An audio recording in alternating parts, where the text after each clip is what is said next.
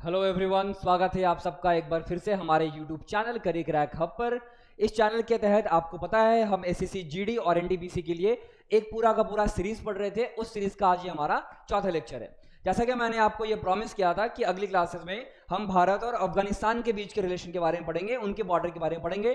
तो आज मैं आप सबके सामने भारत, अफगानिस्तान, चाइना, जितने भी और देश बच गए हैं पड़ोसी देश हमारे, उन सब के बारे में इस लेक्चर में हम आज डिस्कस करने वाले हैं। ठीक है कि साउंड इज ओके? ठीक है, देखते हैं जरा, आते हैं जरा बोर्ड पे, अपनी पढ़ाई को स्टार्ट करते हैं।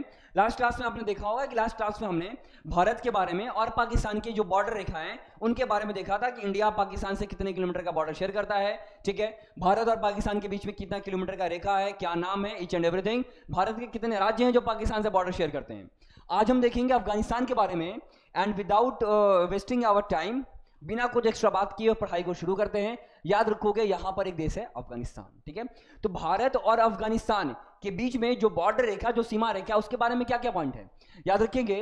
अफगानिस्तान भारत से सिर्फ और सिर्फ जम्मू एंड कश्मीर के एरिया से बॉर्डर शेयर करेगा।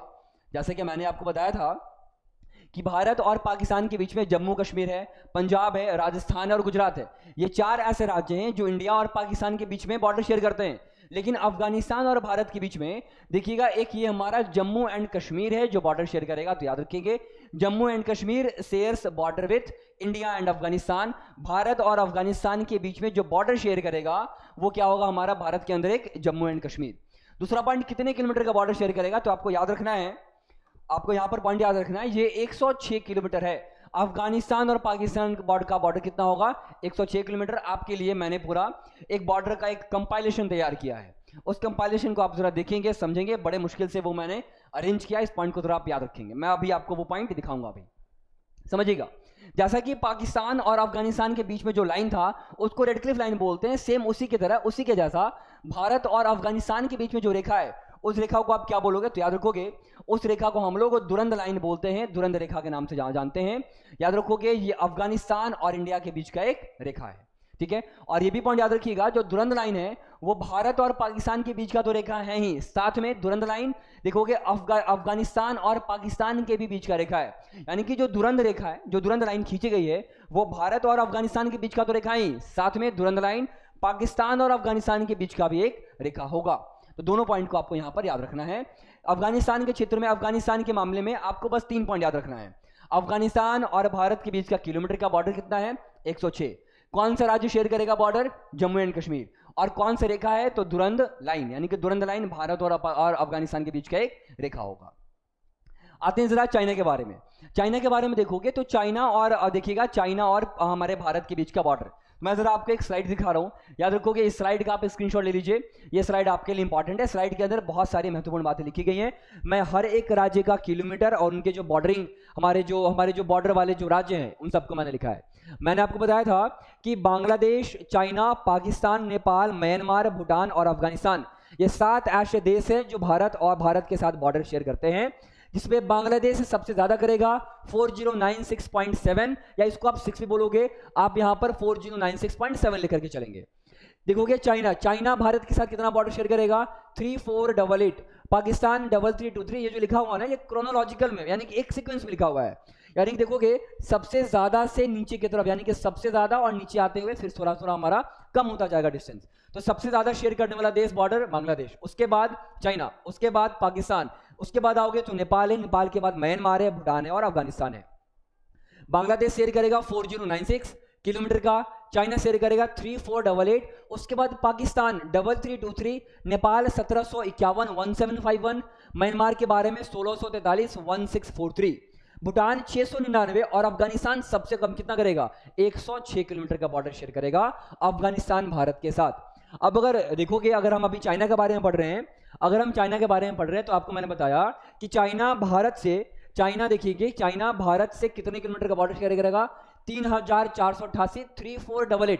अब चाइना भारत के कितने राज्यों से बॉर्डर शेयर करता है, आपको जरा राज्य भी याद रखना है, हिमाचल प्रदेश, उत्तराखंड, सिक्किम, अरुणाचल प्रदेश और लद्दाख। ठीक है, यानी कि 1 2 3 4 5, यानी कि ये टोटल 5 राज्य हैं। भारत के ऐसे 5 राज्य हैं जो भारत और चाइना के बीच में बॉर्डर का काम करेंगे, यानी कि भारत के 5 राज्य चाइना के साथ बॉर्डर शेयर करते हैं। उन पांचों राज्य के नाम आप याद रखोगे, हिमाचल प्रदेश है, उत्तराखंड है, सिक्किम है, अरुणाचल प्रदेश और लद्दाख है। किलोमीटर कितना होगा 3488, यानी कि बांग्लादेश सबसे ज्यादा शेयर करेगा और चाइना ऐसा देश है जो भारत के साथ दूसरा सबसे बड़ा बॉर्डर शेयर करता है 3488 किलोमीटर का। चलिए कुछ और पॉइंट को देखते हैं। देखेंगे यहाँ पर चाइना के बारे में, कौन सा स्टेट मैंने बता दिया, जम्मू कश्मीर, हिमाचल प्रदेश, उत्तराखंड, सिक्किम और अरुणाचल प्रदेश। 1 2 3 4 5, ये 5 राज्य हैं जो भारत के साथ बॉर्डर शेयर करेंगे। ठीक है, अब देखिएगा, इन actual India's boundary is lies with Tibet, यानी कि यहाँ पर एक लाइन लिखा हुआ है कि अगर सच में अगर बात करोगे तो इंडिया तो चाइना से बॉर्डर शेयर करता ही नहीं है, इंडिया बॉर्डर शेयर करेगा तिब्बत से। चाइना ने तिब्बत को एक्वायर कर लिया तो पूरा का पूरा क्या कहलाता है, चाइना। तो हम शेयर करते हैं किसके साथ, चाइना के साथ। लेकिन एक्चुअल में बात करो, मैंने यहाँ पर लिखा है वास्तव में भारत की सीमा तिब्बत के साथ है। ठीक है, अब देखोगे line between India and China, Bharat और चाइना के बीच में जो बॉर्डर रेखा खींची गई है, इस रेखा का नाम क्या होगा, इस रेखा का नाम होगा मैकमोहन लाइन। यानी देखोगे भारत और चाइना के बीच में जो रेखा खींची गई है उसको आप मैकमोहन लाइन के नाम से जानोगे। यहां पर आपको ये पॉइंट भी यहां पर याद रखना है, महत्वपूर्ण है। और मैंने आपको बताया है, ये स्लाइड तो आपके लिए इंपॉर्टेंट है, इस स्लाइड को जरा मैं इरेज कर दूं ताकि ये क्लीन रहेगा, आप इसको देख करके पढ़ोगे, समझोगे। ठीक है, इसका स्क्रीनशॉट लेकर के अपने फोन में सेव रखना। आप कहीं भी ट्रैवल कर रहे हो, कहीं भी घूम रहे हो, कुछ भी कर रहे हो, बस दिन में 2 मिनट निकाल कर देख लो, 2 4 5 दिन आप देखते रहो, 2 मिनट निकाल के ऐसे याद हो जाएगा। ये सारे के सारे बॉर्डरिंग कंट्रीज, बॉर्डरिंग स्टेट और हमारा ये सारा का सारा किलोमीटर का एरिया। आते हैं जरा इस पॉइंट पे, यहाँ पर अभी कुछ हम डिस्कस करेंगे। वापस से आएंगे विवाद के बारे में, यानी कि भारत के बारे में, भारत और चाइना के बीच में क्या क्या विवाद चलता है। अगर विवाद के बारे में बात करोगे तो इंडिया चाइना वॉर अकर इन 1962, आप सबको पता है कि 1962 में भारत और चाइना का एक वार हुआ था जिसको इंडो चाइना वॉर के नाम से जानते हैं। भारत और चाइना को वो वॉर के नाम से वो फेमस है। यानी कि डिस्प्यूट के बारे में बात करोगे तो India China war occurred in 1962, 1962 में भारत और चीन का युद्ध हुआ था। तो ये हमारा भारत और चाइना के बीच में एक विवादित एरिया होगा। और इस युद्ध के अंदर देखोगे अक्साई चाइना यानी कि अक्साई चीन invaded part of Jammu and Kashmir by China, चीन द्वारा जम्मू और कश्मीर के हिस्से पर आक्रमण। आते हैं जरा इस बोर्ड पर, देखो आप सबको पता है इस रीजन में क्या पड़ेगा, यहां पर this is going to be the region of China, ये हमारा जम्मू एंड कश्मीर। आप जब देखिएगा इंडिया और चाइना का वॉर हुआ तो चाइना ने इतने पूरे क्षेत्र पर अपना कब्जा कर लिया। यानी कि जो ये क्षेत्र पहले भारत का था, चाइना ने इस पूरे क्षेत्र पर क्या किया, भारत के इतने क्षेत्र पर क्या किया, इन्होंने कब्जा कर लिया।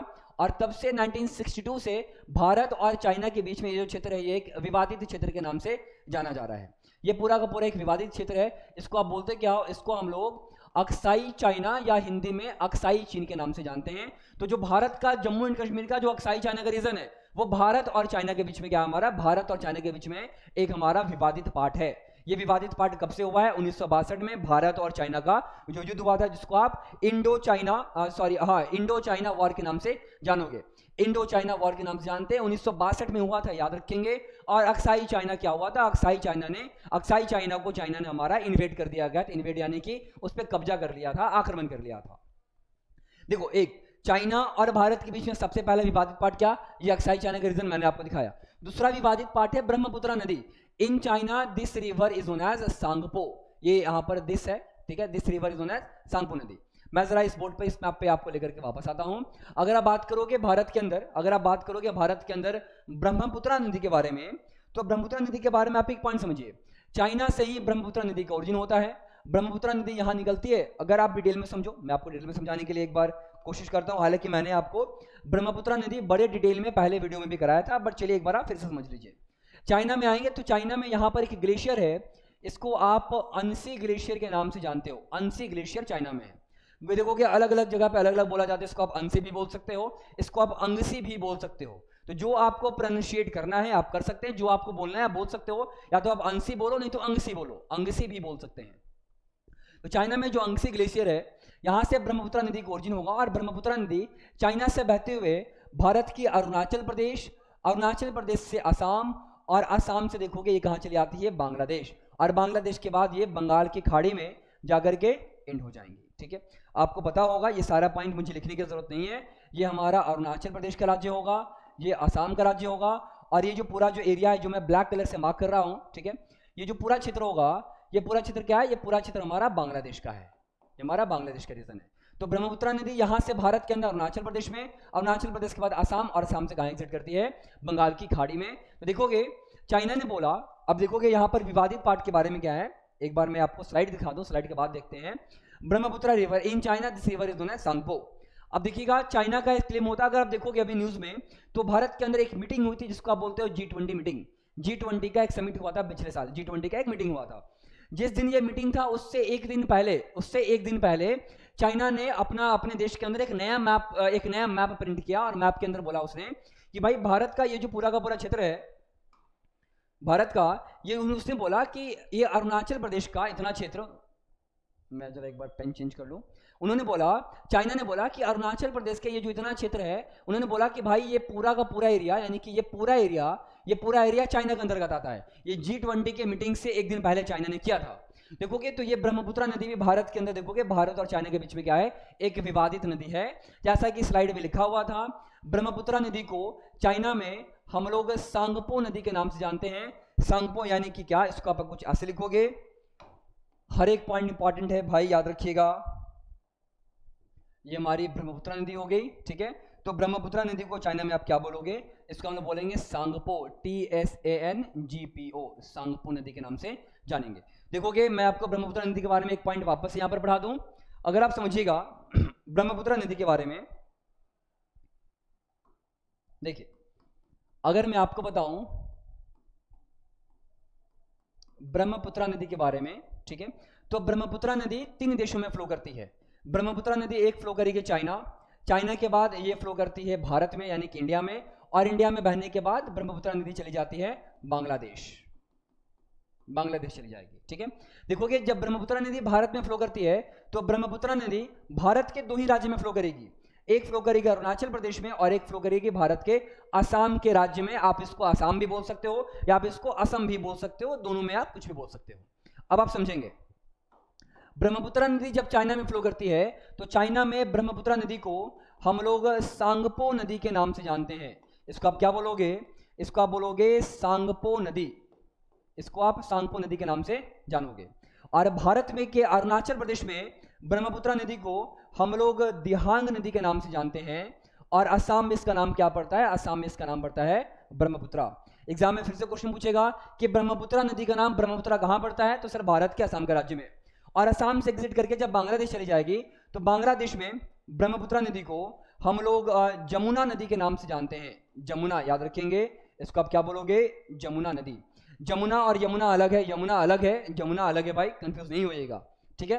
तो चाइना में सांगपो, भारत के अंदर दिहांग, और बांग्लादेश के अंदर क्या बोलेंगे, जमुना नदी। इस पॉइंट को आपको यहां पर याद रखना है।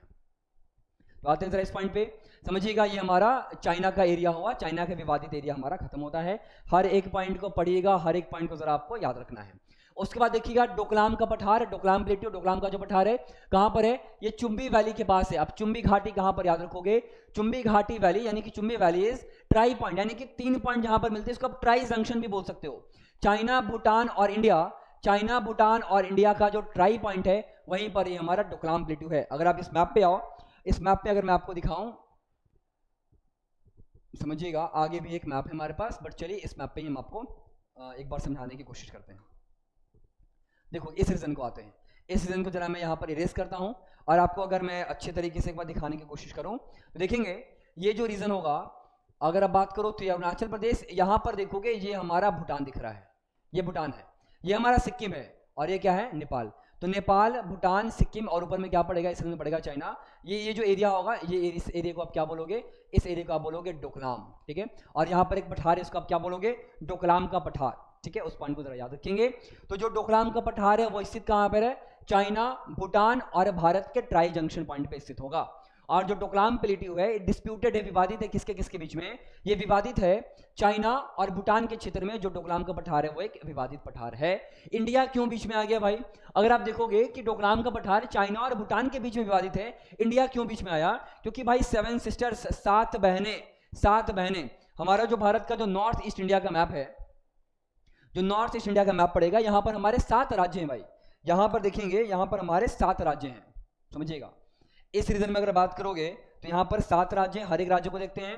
सबसे पहला देखोगे ये अरुणाचल प्रदेश, उसके नीचे पड़ेगा नागालैंड, फिर नीचे पड़ेगा मणिपुर, ये पड़ेगा मिजोरम, ये पड़ेगा त्रिपुरा, ये पड़ेगा मेघालय और ये पड़ेगा असम। आप गिन लो 1 2 3 4 5 6 और 7, ये 7 राज्य हैं। अब देखोगे कि अगर वो चाइना और भूटान के बीच में विवादित है और चाइना अगर इस रीजन में आ जाता है तो भारत की ये जो 7 बहनें, जो 7 सिस्टर्स है, जो 7 राज्य हैं, ठीक है, 7 राज्यों को बहनें बोलते हैं, तो इंडिया का भी देखोगे अगर चाइना यहां पर आ जाता है डोकलाम पठार के पास, तो देखोगे धीरे धीरे चाइना पूरा का पूरा हमारे नॉर्थ ईस्ट इंडिया यानी कि उत्तरी पूर्वी भारत पे कब्जा कर लेगा।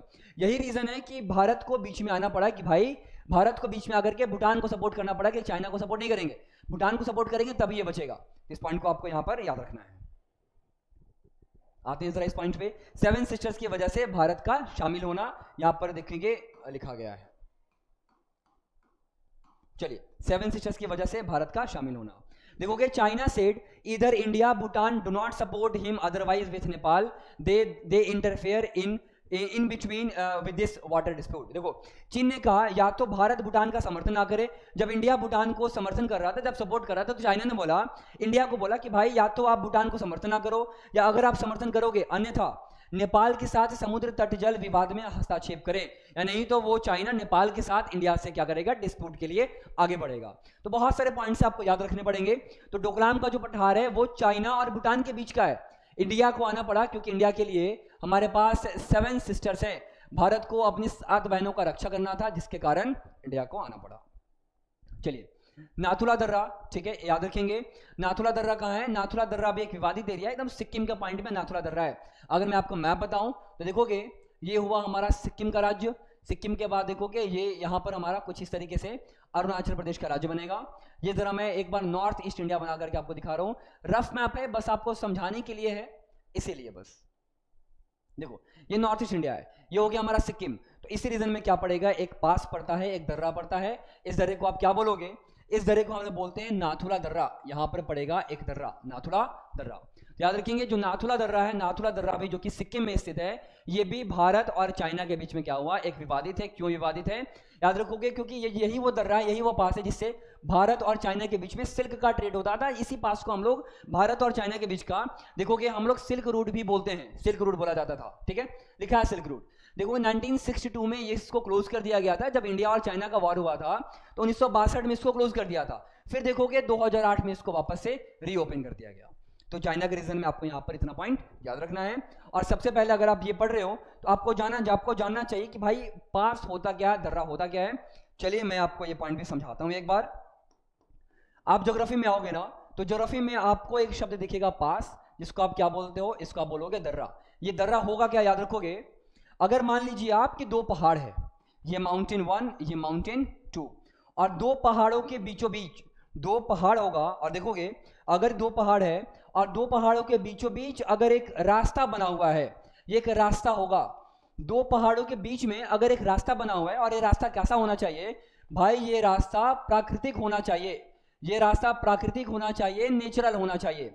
यानी कि पूरे पृथ्वी पर, हमारे पूरे पृथ्वी पर कहीं भी अगर आपको ऐसा दिखता है कि 2 पहाड़ और दोनों पहाड़ों के बीच में एक प्राकृतिक रास्ता बना हुआ है, कंडीशन है कि ये रास्ता प्राकृतिक ही होना चाहिए, ये आर्टिफिशियल या ह्यूमन मेड नहीं होना चाहिए। तो देखोगे 2 पहाड़ों के बीच में अगर एक प्राकृतिक रास्ता बना हुआ है तो ये दोनों पहाड़, ये रास्ता, ये पूरा का पूरा जो क्षेत्र है ना, इसी पूरे क्षेत्र को आप क्या बोलते हो, पास बोलते हो या दर्रा बोलते हो। और ज्योग्राफी में दर्रा को दर्शाने के लिए, इंडिकेट करने के लिए हम लोग इस वाले साइन का यूज करते हैं। कहीं भी आपको अगर ये साइन दिख जाए इसका मतलब क्या होगा कि भाई एक पर्वत यहाँ, एक पर्वत यहाँ, और बीच से क्या होगा, एक प्राकृतिक रास्ता है, इसको आप क्या बोलोगे, दर्रा। दर्रा यानी कि पास बोलेंगे। अब वापस से अगर इस मैप पे आते हैं तो आप देखेंगे इस रीजन में यहाँ पर एक पास पड़ेगा, नाथुला पास, देखोगे यहाँ पर एक प्राकृतिक रास्ता है, ठीक है। तो चलिए आज की क्लास में हम लोग नाथुला पास तक रखते हैं। अगली क्लास में हम लोग म्यांमार और बाकी के जो हमारे देश है जो इंडिया के साथ बॉर्डर शेयर करते हैं उन सबको पढ़ेंगे। मुझे उम्मीद है कि ये जो लेक्चर्स होंगे ये आपके एसएससी जीडी और एनटीपीसी के लिए बहुत इंपॉर्टेंट होने जा रहे हैं। इस पॉइंट को जरा आप याद रखिएगा, समझिएगा, हर एक पॉइंट को आप अपने नोट्स कॉपी में करो। मैं तो यहाँ पर लिखा हूँ, लेकिन क्या होगा ना कि अगर आप हर एक पॉइंट को अपने नोट्स कॉपी में लिखिएगा, एक तो रिवीजन हो जाएगा एक बार, और जब भी आप किसी चीज को लिखते हो ना तो एक फोटोग्राफिक इमेज दिमाग में बनता है, और फोटोग्राफिक इमेज दिमाग में ज्यादा समय तक रहेगा, ठीक है। तो अच्छे से पढ़िए, अपना ध्यान रखिए, आप स्वस्थ रहें, आप हेल्दी खाना खाएं। सबसे पहले अगर आप हेल्दी खाना खाएंगे तभी आप अच्छे से पढ़ाई भी कर पाएंगे। तो स्टे हेल्दी, थोड़ा हेल्दी रहिए, हेल्दी खाना खाइए, पढ़ते रहिए, ऐसे ही मिलते रहेंगे हम अच्छे अच्छे लेक्चर्स के साथ जहां पर बहुत सारा फैक्ट के बारे में बात करेंगे जो आपके एग्जामिनेशन में हेल्प करेगा। चलिए मिलते हैं अगली क्लास में, धन्यवाद सभी का।